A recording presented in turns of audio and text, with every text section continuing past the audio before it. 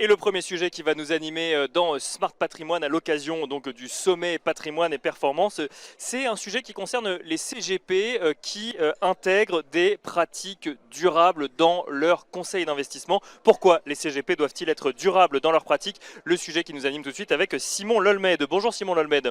Bonjour Nicolas.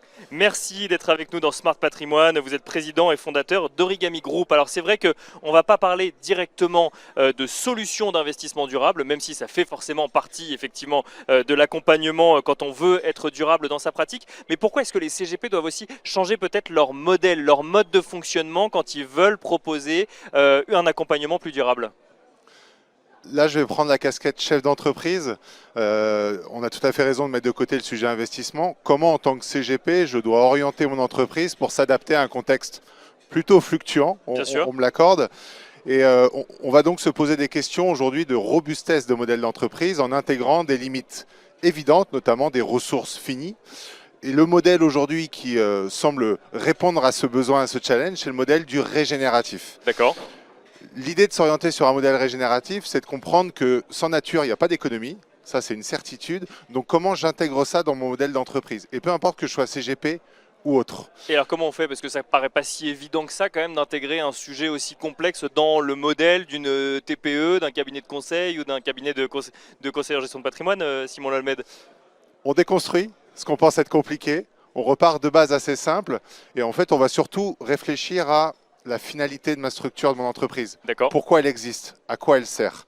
On va décliner ça sur une raison d'être, qui est souvent une synthèse de ma finalité. Et après, je vais définir des axes de travail, des objectifs qui vont être en lien avec justement des sujets de durabilité, parce que c'est le seul moyen, dans un contexte fluctuant, et je le rappelle, d'être capable de s'adapter. Et on parle vraiment de sujet d'adaptabilité pour les CGP aujourd'hui, vu les difficultés environnementales, sociales, réglementaires, de marché. L'adaptabilité est au cœur de la robustesse des entreprises de gestion de patrimoine. Concrètement, quand on est à la tête d'une entreprise de gestion de patrimoine créée donc peut-être il y a 5, 10, 15 ans, qui a un fonctionnement familial, comment est-ce qu'on peut intégrer le modèle régénératif dont vous nous parlez? Je vous partage un exemple et puis j'invite chacun à essayer de le faire. Il y a 5 axes stratégiques qui sont indispensables dans le modèle régénératif. C'est de réfléchir à l'utilité sociale et environnementale de la structure. Ok, on est une entreprise économique, on doit gagner de l'argent, mais qu'est-ce qu'on peut faire d'autre? Deuxièmement, c'est d'intégrer de la coopération. On ne parle pas de compétition, ça c'est assez dangereux aujourd'hui, on parle vraiment de coopération dans le secteur. Avec les autres acteurs? Avec les autres acteurs. D'accord. Il y a un parallèle assez simple, hein. Si les cellules de votre corps commencent à être en compétition les unes avec les autres, ça marche ça pas. s'appelle un cancer. D'accord. Voilà, tout simplement. Troisième, c'est le partage de la gouvernance et de la valeur. Ce partage, il est important notamment pour avoir beaucoup de diversité dans l'entreprise et de robustesse dans l'entreprise. On va parler également de bien-être au travail. Les équipes qui composent votre entreprise ont besoin de se sentir à l'aise pour évoluer. Et puis pour terminer, on parlera du respect des limites planétaires. C'est très simple, pas d'économie s'il n'y a pas de nature. Petite phrase là-dessus. Petite punchline au passage, celui qui pense que la croissance peut être infinie dans un monde fini est soit un fou, soit un économiste. C'est pas moi qui l'ai dit, mais je trouve la phrase pas mal adaptée. Mais alors, il y a quand même une question qu'on peut se poser, parce que quand on est conseiller en gestion de patrimoine, on a une sorte de mandat vis-à-vis de ses clients qui est de dire je vais gérer votre patrimoine et je vais faire en sorte que vous n'ayez au moins pas perdu d'argent, voire gagné un petit peu d'argent, et en plus mieux structurer votre patrimoine quand je vous accompagne. C'est possible de se dire que je vais intégrer un modèle régénératif quand je dois aller chercher du rendement là où il se trouve selon le contexte de marché, le contexte économique qui m'est donné au moment où je le fais? La mission qui est la nôtre, c'est du conseil, donc c'est une mission d'obligation de moyens et pas de résultats. Lorsque vous conseillez quelqu'un sur des investissements, vous le conseillez sur la sélection de sociétés qui vont être capables de délivrer de la performance dans le futur. Bien sûr. Donc, des entreprises capables de s'adapter à un contexte fluctuant extrêmement compliqué.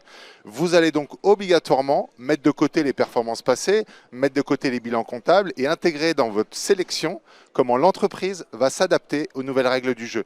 Et vous retombez automatiquement sur ce sujet, alors peut-être pas aussi poussé que le régénératif, mais au moins de comprendre dans la gouvernance de l'entreprise comment elle va s'adapter demain, après-demain, aux nouvelles règles du jeu. Parce que dans un contexte incertain, alors effectivement le contexte incertain on peut le décliner à tous les niveaux aujourd'hui en France, qu'il soit politique, géopolitique, fiscal, mais aussi en lien effectivement avec l'impact de la transition énergétique, du changement climatique sur les investissements, sur les entreprises. Le maître mot c'est l'adaptabilité, si je comprends bien, en tant que chef d'entreprise d'un cabinet de gestion de patrimoine. J'ai le droit à 2 maîtres mots? Bien sûr, 2 maîtres mots, allons-y. Robustesse et adaptabilité. Avant même les notions de performance et de bénéfice. D'accord. Et robustesse, on fait comment? Robustesse, on fait en sorte justement d'être capable de pouvoir faire face aux enjeux qui vont arriver par les sujets dont on a partagé, qu'on a partagé avant. Ça veut dire qu'il faut se tenir au courant, ça veut dire qu'il faut être conscient de ces différents enjeux. Est-ce qu'il faut forcément être un CGP engagé pour intégrer ce type de modèle? Non, il faut être un dirigeant conscient qu'aujourd'hui, le métier premier de tout chef d'entreprise, c'est d'anticiper les risques. C'est son premier point, CGP ou pas CGP. Et si dans les risques, vous omettez le premier risque qui est le risque environnemental, le second risque qui est le risque géopolitique, et puis après le risque de cybersécurité, mais qui est intimement lié aux autres, vous allez avoir beaucoup de mal à naviguer en eau trouble avec votre structure et donc aussi avoir du mal à naviguer en eau trouble avec les investissements de vos clients. Un mot toujours au chef d'entreprise avant de parler peut-être de votre engagement au sein du collectif Finance Responsable.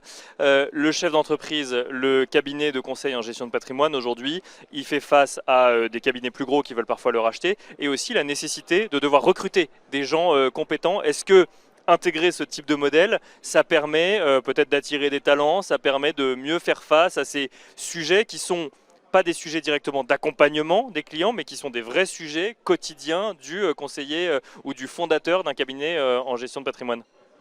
Alors, la qualité du capital humain de l'entreprise va déteindre sur la qualité de l'accompagnement client. Donc, c'est vraiment directement lié. Le sujet de protéger la diversité des cabinets, et c'est vrai qu'aujourd'hui, on est plutôt dans un fonctionnement où les gros rachètent les petits, c'est extrêmement dangereux. Imaginez une forêt où vous avez 3 arbres de 15 km de large. Il n'y a rien qui vit. C'est exactement pareil et dans la protection des investisseurs et des épargnants, il est important de garder cette diversité-là. Le sujet réglementaire est encore un autre sujet, mais qui renforce le besoin de coopération dans le secteur et donc de venir parfois créer des systèmes de coopératives comme le CFR pour venir partager des bonnes pratiques et s'entraider en gardant son indépendance, sa façon de penser, son envie d'exercer et donc cette diversité indispensable. Le collectif Finance Responsable, du coup, son objectif, c'est cette coopération entre différents acteurs qui gardent leur indépendance en lien avec des enjeux durables et responsables quand il s'agit d'accompagner les investissements, c'est ça?